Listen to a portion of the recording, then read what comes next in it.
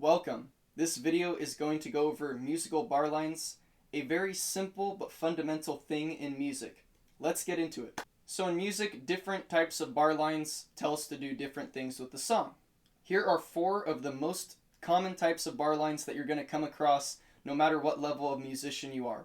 I'm going to start off with the single bar line. This is telling you it is the end of a measure of a song.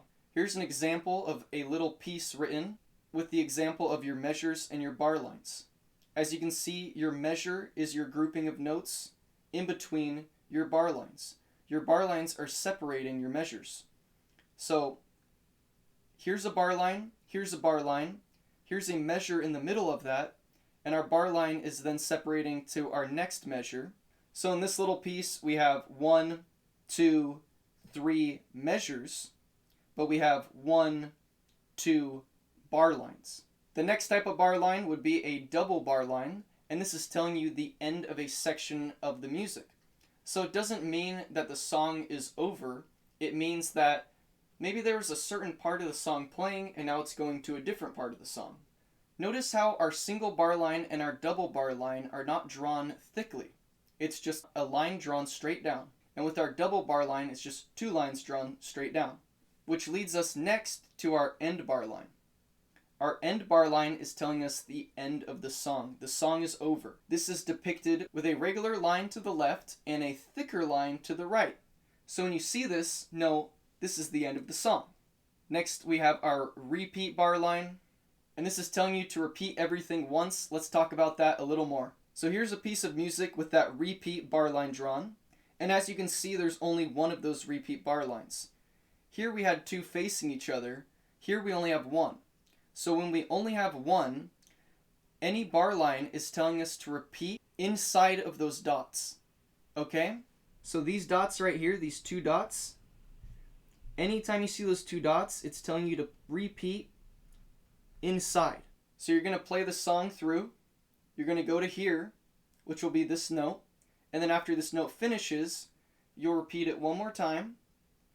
And then after you finish this note, the second time now you already repeated. Now you're going to move on to the end of the song here, or if the song kept going, you just move on to the next section.